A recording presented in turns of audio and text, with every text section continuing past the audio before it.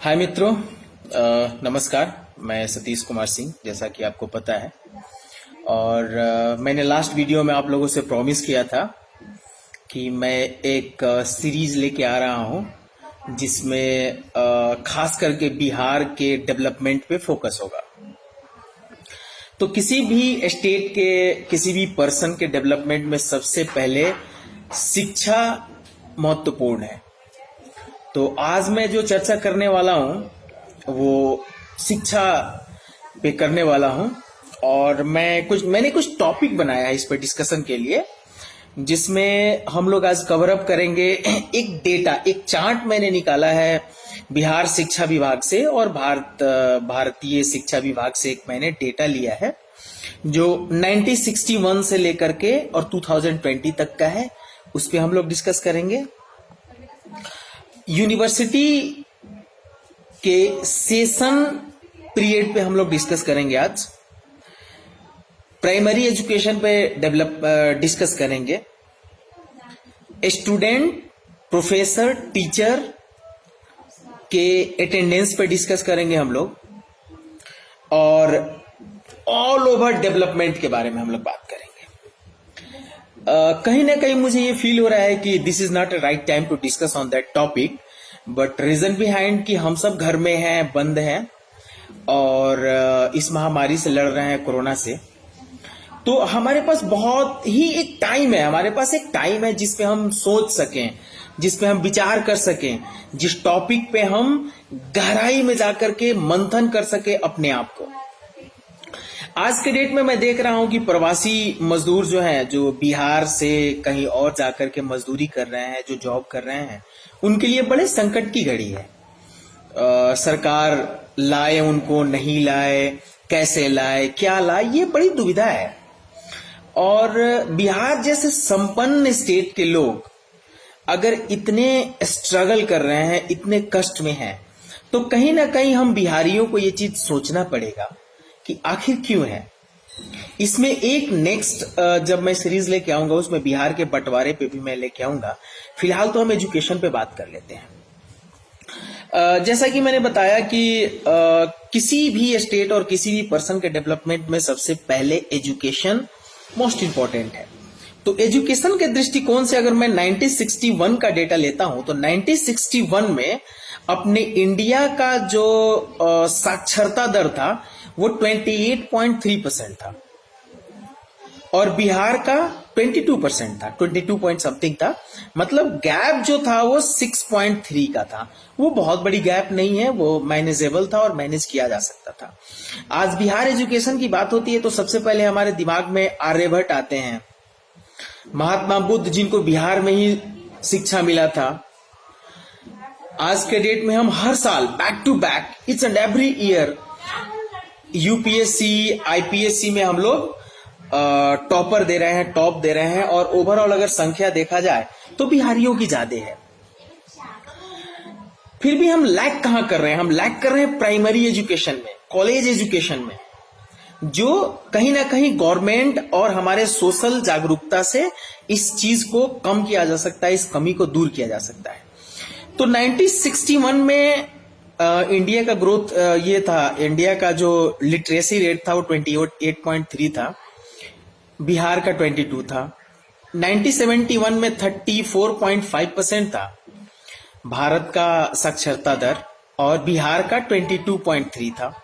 Gap यहाँ पे आते आते इस 10 साल में 11% का गैप हो जाता है। फिर 1981 में इंडिया का जो था वो 43.6% था और बिहार का 32.3 था। यहाँ पे गैप थोड़ा लंबा हो जाता है। सबसे चिंता करने वाली बात होती है 1981 से 2001 तक का। 1981 से 1991 के बीच में जो था वो 14.7% का गैप था भारत के लिटरेसी रेट में और बिहार के लिटरेसी रेट में। सबसे निंदनीय हमारी थी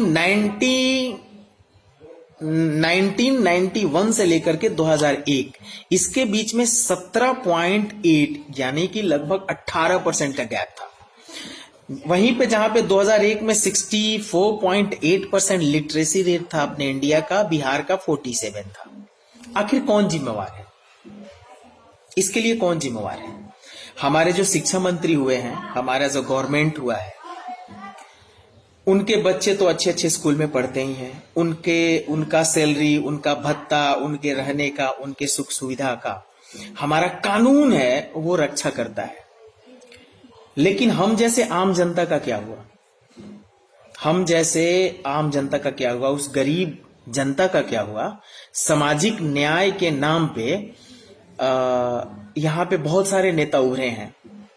क्या यही सामाजिक न्याय है कि 1991 से 2008 के बीच में 18% का एजुकेशन गैप हो जाता है, लिटरेसी रेट का गैप हो जाता है, माफी चाहूंगा, इंडिया के लिटरेसी रेट से बिहार का लिटरेसी रेट, और इसके लिए कौन जिम्मेवार है? इसकी कोई चर्चा नहीं करता, इस पे कोई चर्चा नहीं होती है। 2011 में हमारे देश का लिटरेसी रेट जो था वो 73% था, बिहार का 61.8% था। गैप कम हुआ, 11% हुआ। आज का जो करंट सिनेरियो है यहाँ पे 10.58% लिटरेसी गैप है, जो सही है। अब मैं एक चर्चा करने वाला हूं, प्राइमरी शिक्षा से हम शुरू करते हैं। प्राइमरी एजुकेशन में जो मुखिया जी के द्वारा जो सरकार, बिहार सरकार के मतलब आदेश के अनुसार जितने टीचर की बहाली हुई, क्या वो रेगुलर स्कूल जाते हैं? सबसे पहले तो सवाल ये बनता है कि क्या ये वो योग्य शिक्षक हैं? वो रेगुलर स्कूल जाते हैं? क्या उनके बच्चे उसी स्कूल में पढ़ते हैं जिस स्कूल में वो पढ़ाते हैं? अगर मुखिया जी का लड़का, मुखिया जी की बहू, मुखिया जी का भतीजा, मुखिया जी की भतीजी, मुखिया जी का लठैत टीचर है, तो क्या वो खुद स्कूल जाता है?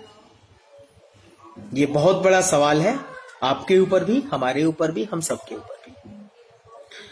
कभी भी हम जातिवाद में नहीं पड़े, कभी भी हम किसी को फॉलो नहीं करें।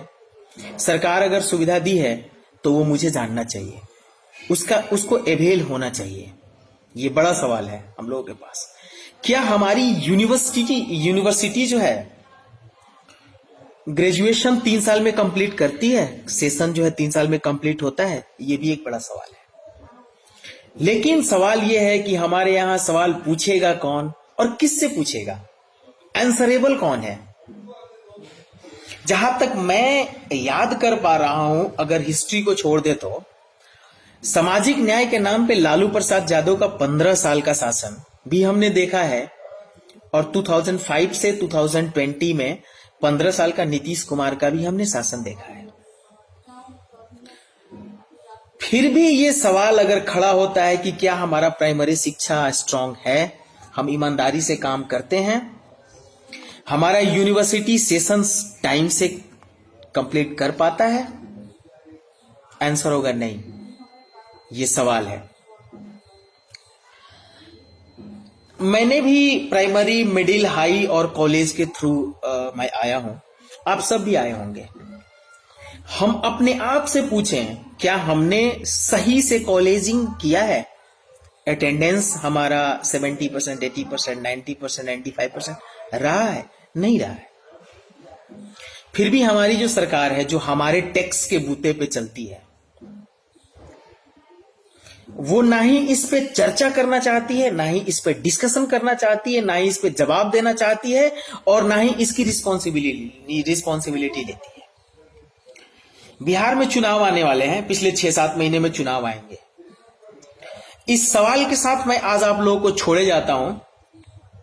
इसका आंसर ढूंढें, कमेंट बॉक्स में आंसर लिखें, और हम सब 1 मिनट के लिए मौन रखें, 1 दिन के लिए रखें, 1 हफ्ते के लिए रखें, क्योंकि हमारे पास टाइम पर्याप्त है लॉकडाउन में, और हम अपने आप से सवाल करें। सरकार चुनने वाले भी हम हैं, सरकार चलाने वाले भी हम हैं इस डेमोक्रेसी में। अगला सरकार जो चुने हम, वो इन सारी चीजों पे सोच समझ के चुने कि हमारे बच्चे का भविष्य किस सरकार के अंडर में अच्छा हो सकता है, उज्जवल हो सकता है।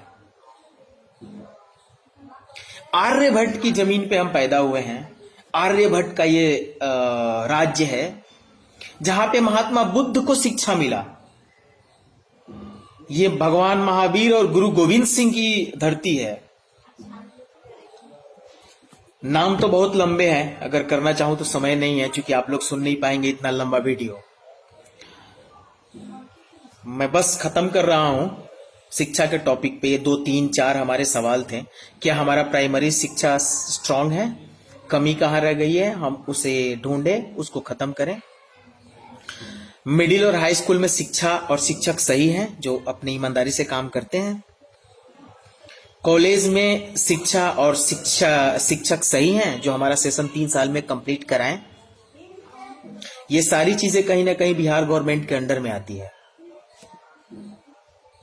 इसलिए अगली बार जब भी वोट करने जाए, सोच समझ के वोट करने जाए, और आप अपने बच्चों के भविष्य के लिए वोट करने जाए, न कि किसी जाति विशेष के। क्योंकि हमने सामाजिक न्याय के नाम पे एक सरकार को 15 साल देखा है, सुशासन के नाम पे हमने एक सरकार को 15 साल देखा है, उससे पहले आजादी के नाम पे भी हमने एक सरकार को देखा है। और जितनी भी पॉलिटिकल पार्टी है बिहार में, वो कहीं ना कहीं से डायरेक्ट और इनडायरेक्ट रूप से हर सरकार के साथ रही है। चाहे वो कांग्रेस की बात करें, कांग्रेस ने खुद रूल किया है, आरजेडी के साथ, जनता दल के साथ रही है। जनता दल यूनाइटेड 15 साल से रूल कर रहा है, बीजेपी उसके साथ रही है। तो अब ये सवाल बड़ा कठिन हो जाता है कि आखिर हम जाए तो जाए कहां। आत्ममंथन करें, सोचें, समझें, और इस सवाल का आंसर जरूर अपने आप से पूछें, तभी वोट करने जाएं। अच्छे सरकार को चुने, अच्छे नेता को चुने कि हमारे सिस्टम को दुरुस्त कर सके। अगर वो नहीं कर सकता है तो उसको कोई हक नहीं है इस पे बैठने का, और हम आम जनता को कोई हक नहीं होता है जातिवाद, धर्मवाद, क्षेत्रवाद, पार्टीवाद पे वोट देने का।